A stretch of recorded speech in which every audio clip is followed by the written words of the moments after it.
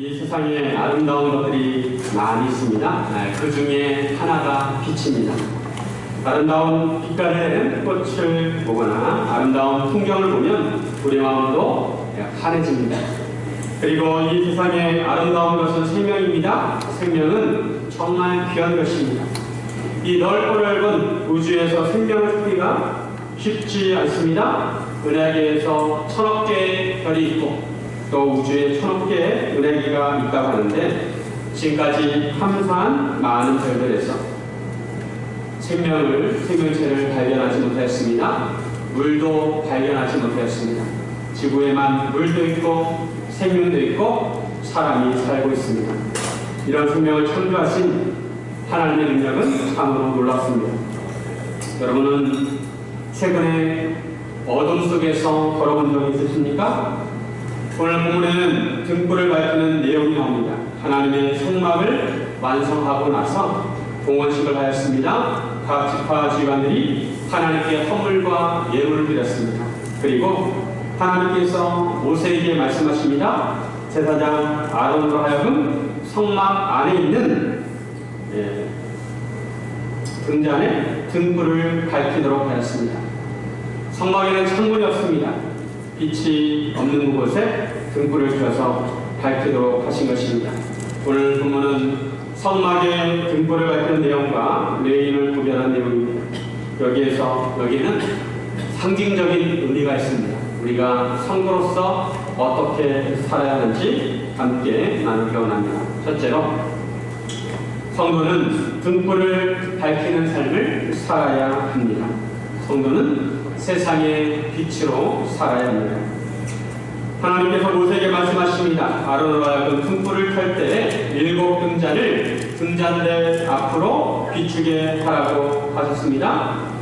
성막은 그 입구가 동쪽으로 나 있습니다. 그래서 성막 안에 딱 들어가면 왼쪽에는 등잔대가 있고 오른쪽에는 진설병 상이 있었습니다.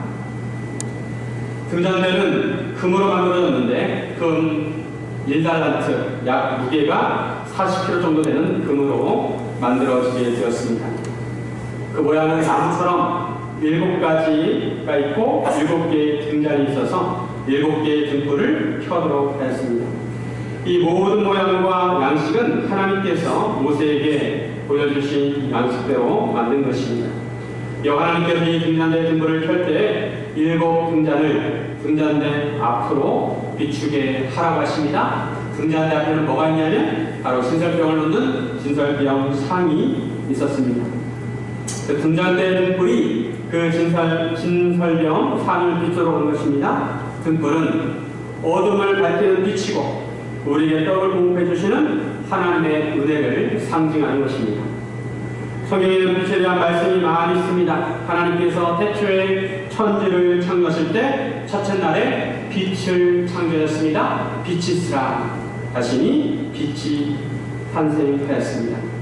태초에 땅이 온돈하고 공허하고 흑암이 깊은 위에 있었는데 하나님께서 빛을 창조하신 것입니다. 빛을 하나님께 보시기에 좋았더라 하셨습니다. 빛으로 어둠을 밝히게 하신 것입니다. 빛 없는 세상을 상상해 보시기 바랍니다. 요즘은 밤에도 빛이 많아서 환합니다. 하지만 전기가 없던 시절에 해가 지고 나면 온 세상이 어둠에 잠깁니다. 하늘에 구름이 껴서 달빛도 없고 별빛도 보이지 않을 때 실 같은 어둠이 내려앉습니다. 그 어둠 속에서는 아무것도 보이지 않습니다. 손을 내밀어도 내 손도 보이지 않고 내 발도 보이지 않습니다. 그 어둠 속에서 길을 가려고 한다면 발로 조심스럽게 더듬으면서 가야 합니다. 그때 자그마한 빛이라도 있으면 그 빛 때문에 주변을 볼 수가 있는 것입니다. 빛처럼 빛은 우리가 볼 수 있도록 밝혀줍니다. 빛은 우리에게 길을 보여주고 우리 앞에 위험한 것이 있는지 없는지 밝혀줍니다. 빛은 사람들로 하여금 주변에 무엇이 있는지 보여주고 깨닫게 하고 정확하게 판단할 수 있도록 도와줍니다. 해가 어디로 갈지 모를 때, 어떤 방향으로 갈지 모를 때 저 멀리서 등대가 불을 밝히면 등대를 향해서 가는 것입니다. 등대가 방향을 알려줍니다. 안전하게 등대를 향해서 가면 항구에 안전하게 도착을 하게 된 것입니다. 이런 면에서 예수님은 우리의 빛이십니다. 우리 인생의 등대이십니다. 예수님께서도 자신을 빛이라고 하셨습니다. 요한복음 8장 12절 말씀. 예수께서 또 말씀하여 이르시되 나는 세상의 빛이니 나를 따르는 자는 어둠에 다니지 아니하고 생명의 빛을 얻으리라. 예수님은 세상의 빛이십니다. 예수님을 따르는 자는 생명의 빛을 얻습니다. 예수께서는 진리가 무엇인지 알려주시고 참 생명을 얻게 하십니다. 죽음이 만연한 이 세상에 참 생명이 무엇인지 알려주시고 우리에게 영원한 생명을 주십니다. 성막의 등잔대는 모양이 7가지로 이루어졌습니다. 7가지 모양은 에덴 동산의 생명나무를 상징합니다. 등잔대는 빛과 생명을 상징합니다. 지구는 태양계에 속해 있기 때문에 태양에 의존을 많이 합니다. 태양볕은 단지 어둠을 밝히는 기능만 하는 것이 아니라 생명이 자라게 합니다. 식물이 자라려면 광합성이 일어나야 하는데 태양빛을 받아야 합니다. 빛이 있어야 식물이 자랍니다. 사람도 햇빛을 쬐야 합니다. 햇빛을 쬐야 우리 몸 안에 비타민 D가 생기고 영양분이 생긴다고 합니다. 우리 몸도 햇빛을 받아야 유익하게 되는 것입니다. 그뿐 아니라 태양빛에는 소독하는 기능도 있습니다. 병균을 죽이고 해로운 것들을 제거합니다. 빛은 이처럼 상반된 2가지 기능을 합니다. 안 좋은 것은 소독하고 제거하고 생명을 살리는 것입니다.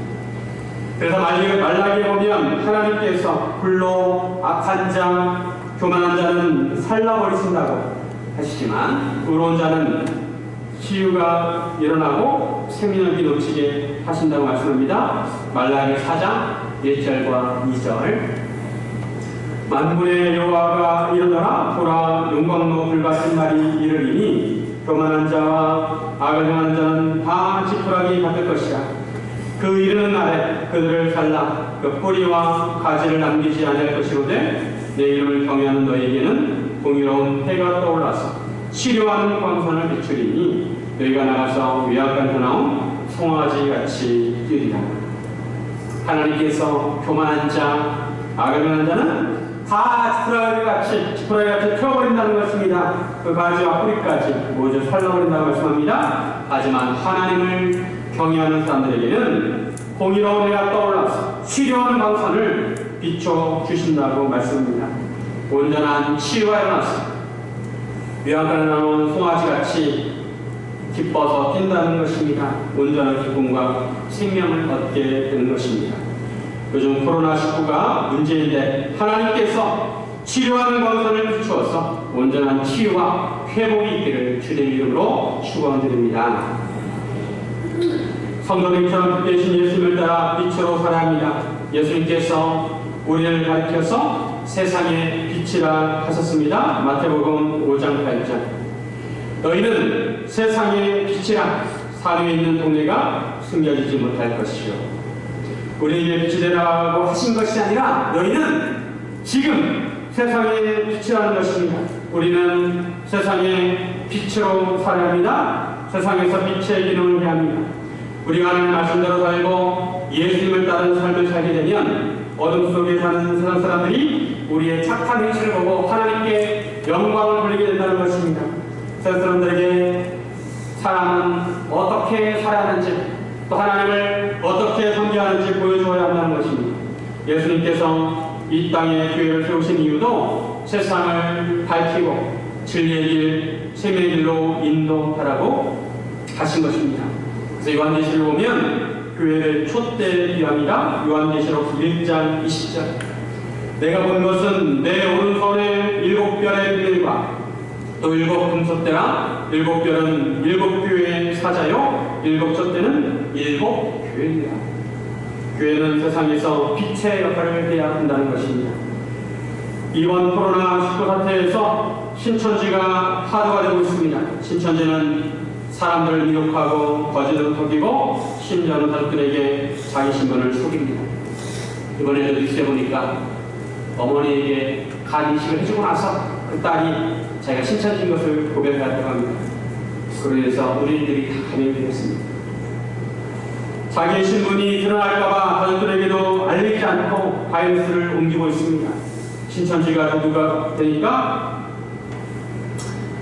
그 본부에서 지령을 내리기를 코로나가 신천지만의 문제가 아니라는 것을 주장하라고 신천지가 모이는 장소를 폐쇄하고 기독교에 가서 퍼뜨리라는 지령을 내렸다고 합니다. 신천지는 거짓의 명에 휩싸여 있고 투명하지 않고 사람의 생명을 아끼지도 않습니다. 신천지는 영적인 바이러스라고 할 수가 있습니다. 가까이서는 안 된다는 것입니다. 사랑하는 여러분, 우리는 세상의 빛으로 부르심을 받았습니다. 어둠을 밝히는 빛된 삶을 하시기를 주님의 이름으로 축원드립니다. 둘째, 다른 사람의 다리가 되어 주어야 합니다. 성도는 세상 사람들이 하나님께 다가갈 수 있도록 다리가 되어 주어야 합니다. 민수기에 보면 앞장까지 각 지파별로 배수를 하였고 성막을 봉헌하였습니다. 각 지파별로 하나님께 헌물과 제물을 드렸습니다. 그런데 각 지파를 배수할 때 레위 지파는 포함하지 않았습니다. 레위 지파는 따로 구분해서 계수하였습니다. 그것은 레위 지파는 하나님께 속한 자들이기 때문입니다. 하나님께서 레위 지파로 하여금 성막을 섬기도록 하였습니다.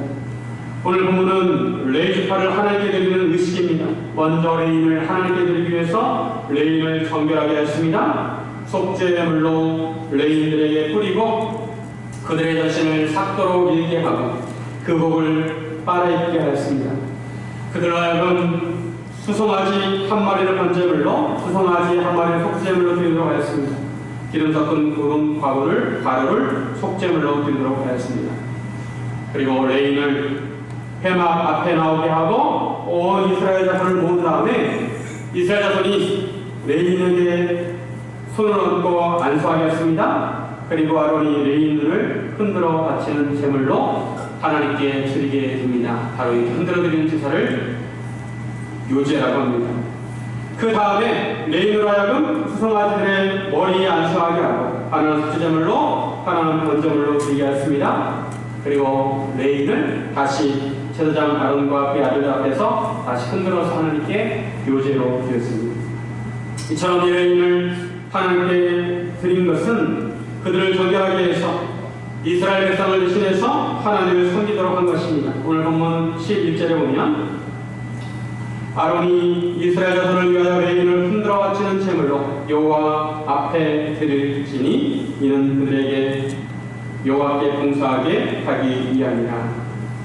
레인은 이스라엘 백성들과 제사장 사이에서 하나님을 섬겼습니다. 그래서 두 번의 요제를 드려서 산제물이 되게 하신 것입니다. 백성들이 그들의 머리에 안수한 것은 백성들의 죄가 레인에게 전가되고 레인들이 수송아지 머리에 안수한 것은 레인의 죄가 수송아지에게 전가가 되게 하여서 수송아지를 제물로 하나님께 드린 것입니다. 저 레인은 이스라엘 백성들을 대신해서 하나님을 섬기도록 하신 것입니다. 하지만 레인은 성막에 들어가지 못했습니다. 그래서 성막에서는 제사장이 섬겼는데 등잔불도 제사장이 관리를 하였습니다. 레위는 제사장을 돕는 역할을 하였습니다. 그래서 아론과 그의 아들 앞에서 요제를 드린 것입니다. 하나님께서는 이스라엘 백성들이 성소에 가까이 하지 못하도록 하였습니다. 왜냐하면 거룩은 하나님의 속성이지만 한편으로 거룩은 무서운 것입니다. 왜냐하면 죄가 발견되면 죽임을 당할 수 있기 때문입니다. 그래서 이러한 재앙을 방지하기 위해서 이스라엘 백성을 대신해서 레위 지파를 세우신 것입니다. 19절 말씀 19절 내가 이스라엘 자손 중에서 레위를 취하여 그들을 아론과 그의 아들들에게 주어 그들로 회막에서 이스라엘 자손을 대신하여 봉사하게 하며 또 이스라엘 자손을 위하여 속죄하게 하였나니 이는 이스라엘 자손이 성소에 가까이 할 때에 그들 중에 재앙이 없게 하여 하였음이니라. 하나님께서는 레위 지파로 하여금 이스라엘 백성을 대표하게 하셨습니다. 하나님께서는 이 지파를 하나님의 소유라고 하신 말씀은 여러 군데 등장합니다.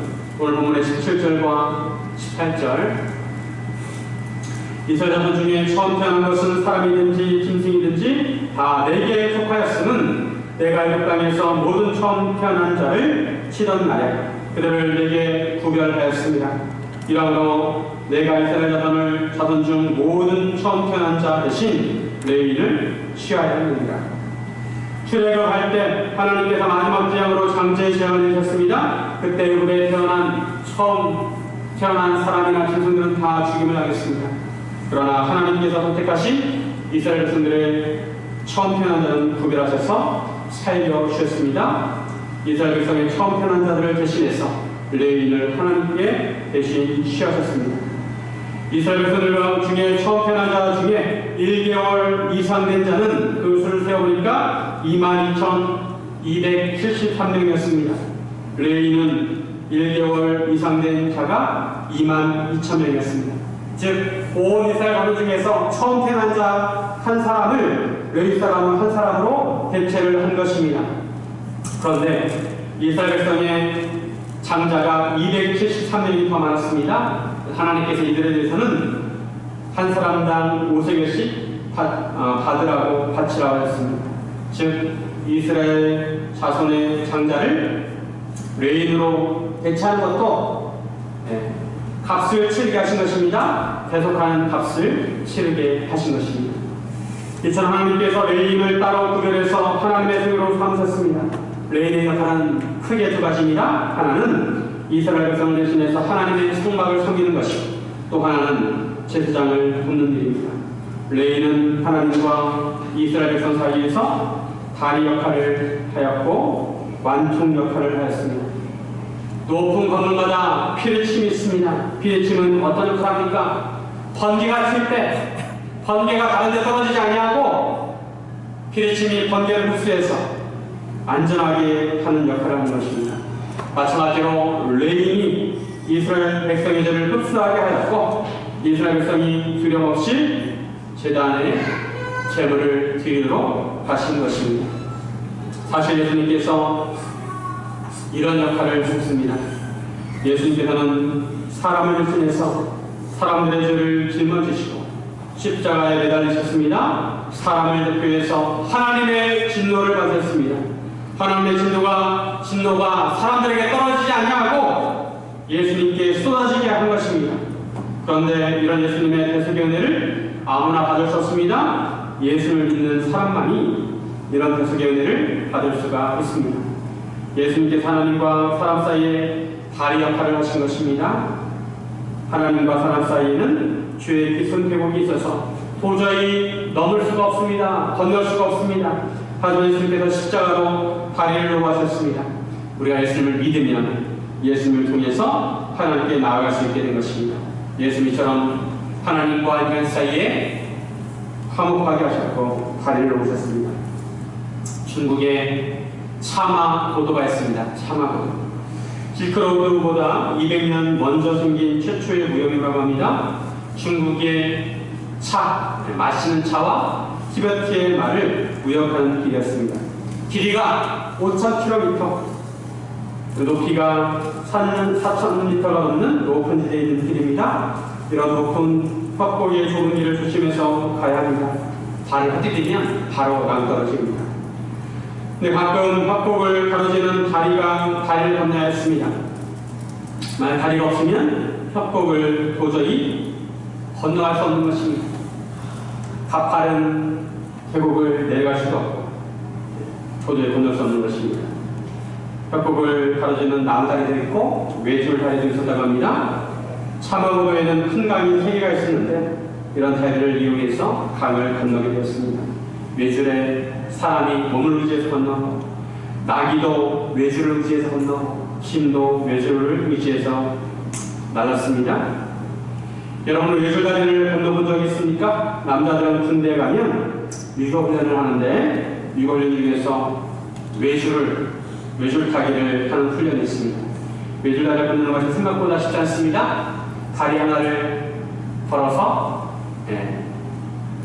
줄에 딱 걸어놓고 나머지 다리로 중심을 잡아야 합니다. 그리고 손을 이렇게 줄을 잡아당겨서 건너야 하는데 이 균형 잡기가 보통 쉽지 않습니다. 왜냐하면 줄이 흔들리기 때문에.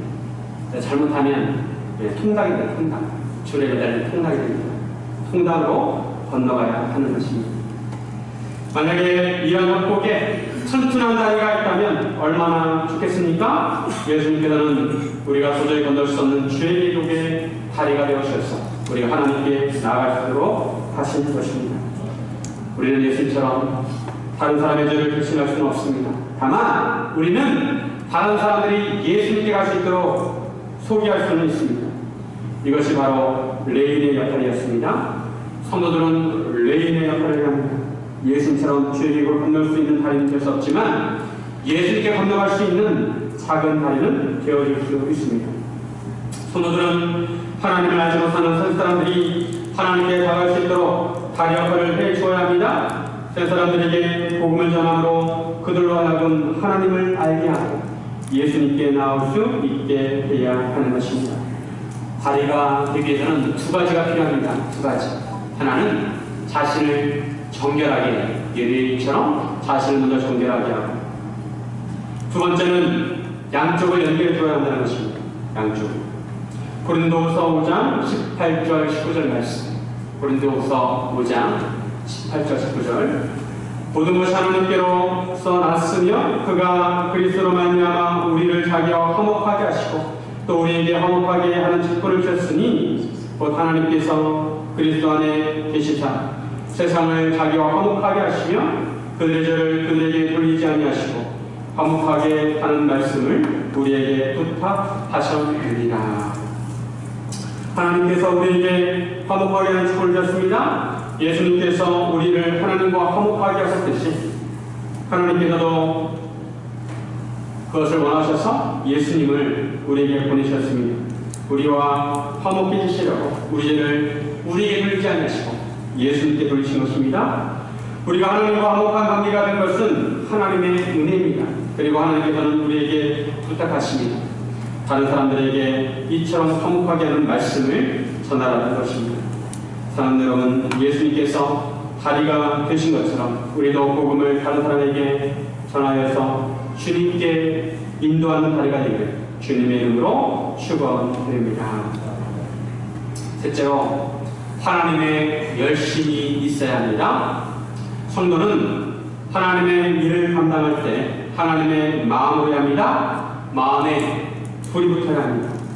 오늘 본문에 보면 레인이 봉사할 수 있는 나이를 정해놓았습니다. 24절과 25절에 보면 레인은 이같이 할지니 곧 25세 이상으로는 회막에 들어가서 공무하고 봉사할 것이요 50세부터는 그 일을 쉬어 봉사하지 아니할 것이나 레인은 25살부터 49세까지 섬기고 그 이후에는 돕는 역할을 하였습니다.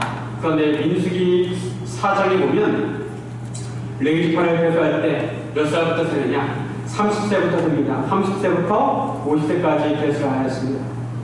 아마도 본문에 25세부터 회막에 들어갈 수 있게 하신 것은 5년 정도 수기간을 가지고 30세부터 회막을 정식으로 섬기도록 하지 않았을까 생각합니다. 레인의 사역기간은 시대에 따라서 조금씩 달라집니다. 이 시기에 광야에서 성막에도 옮기는 사역을 주로 하였습니다. 레인 중에서 가장 일을 잘할 수 있는 나이대를 사역하게 하신 것입니다. 인생 중에서 가장 팔팔한 시기에 하나님을 섬기도록 하였습니다. 우리가 하나님을 섬길 때 가장 하나님을 잘 섬길 수 있는 시기에 하나님을 섬겨야 합니다. 물론 각자 부름받는 시기가 다르지만 가장 잘 섬길 수 있을 때 하나님을 섬기는 것이 좋습니다. 레인들이 이처럼 하나님의 소유가 된 것은 그들이 하나님을 향한 열심이 있었기 때문입니다. 출애굽기 32장에 보면 금송아지 사건이 나옵니다. 모세가 하나님 만나러 시내산에 올라갔는데 모세가 시간이 지나도 내려오지 않자 이스라엘 백성들이 아론을 중용히 해서 금송아지를 만들었습니다. 그리고 금송아지를 그들의 신으로 섬기게 되었습니다. 여호와 하나님께서 이 사건으로 인해서 진노하십니다. 출애굽기 32장 26절. 이에 모세가 진문에 서서 이르되 누구든지 여호와의 편에 있는 자는 내게로 나오라 하매 레위 자손이 다 모여 그에게로 가는지라. 레위 자손이 하나님의 편에 서게 됩니다. 그리고 레이저군은 하나님의 명령을 받아서 허리에 칼을 차고 방자하게 행한 형제들과 친구들과 이웃들을 칼로 치게 됩니다. 레이저군이 하나님 편에 서서 범죄한 이스라엘 백성들을 심판하게 된 것입니다. 레이저군들에게 이러한 열심이 있었습니다. 하나님을 향한 열심이 있었습니다. 하나님을 향한 불붙는 마음이 있었습니다. 하나님께서는 이처럼 하나님의 열심을 가진 사람들을 찾습니다. 안타까운 것은 보통 하나님께 돌아오는 사람들은 대부분 세상에서 팔팔할 때 잘 나갈 때 돌아오는 것이 아닙니다. 세상에서 실패하고 좌절했을 때 그때 하나님을 찾아옵니다. 몸이 쌩쌩할 때 팔팔할 때 하나님을 찾는 것이 아니라 몸이 병들고 약해질 때 찾아옵니다. 그렇게 해서라도 하나님을 찾아오는 것은 참 감사한 일입니다. 그런데 우리가 하나님을 섬길 때 가장 쌩쌩할 때 가장 푸르를 때 하나님을 섬겨야 한다는 것입니다. 이 상황을 위해서 불태운 사람들이 많이 있습니다. 그 중에 한 사람이 심 엘리엇입니다. 심 엘리엇은 미국 휘튼 대학을 최우등으로 졸업했습니다. 고등학교 때도 리더십이 있어서 학생회장을 하고 운동을 잘해서 레슬링 선수였다고 합니다. 그런데 이 심 엘리엇이 하나님께 기도하다가 한 가지 소원을 갖게 되었습니다. 그것은 무엇이냐면 아직도 복음을 한 번도 접하지 않은 미 전도중에 가서 복음을 전하는 것이었습니다. 그래서 1952년에 현지에 가서 2년 동안 그들의 언어와 풍속을 익혔습니다. 그리고 비행기를 타고 에콰도르 정부를 다니면서 비행기에서 하나님 당신을 사랑하십니다. 그랬다고 방송을 했다고 합니다. 그리고 드디어 해변에 착륙을 하고 친구 4명과 함께 정글에 들어갔습니다. 그러나 안타깝게도 그들은 9가족에 접근하자마자 화살과 창에 찔려 죽임을 당하였습니다. 그때 심 엘리엇의 나이가 29살이었습니다. 이때 미국 사회에서 많은 비판이 있었습니다. 그렇게 아까운 엘리엇가 너무 허무하게 죽었다는 것입니다. 그것은 낭비라는 것입니다. 그때 심 엘리엇의 아내 엘리자베스가 자기 남편의 죽음은 낭비가 아니라 바로 그 순간을 위해서 자기 남편이 살았다고 했습니다. 심 엘리엇은 19살 때 일기장에 이런 말을 남겼습니다. 주님, 성공하게 하소서. 높은 자리에 오른다는 것이 아니라 제 삶이 하나님을 아는 가치를 누리는 전식품이 되게 하소서. 또한 이런 말을 남겼습니다. 영원한 것을 얻기 위해 영원하지 않은 것을 바치는 자는 결코 어리석은 자가 아니다. 영원한 것, 하나님의 나라, 영생을 위해서 영원하지 않은 것, 우리의 목숨을 바치는 것은 결코 어리석은 짓이 아니라는 것입니다.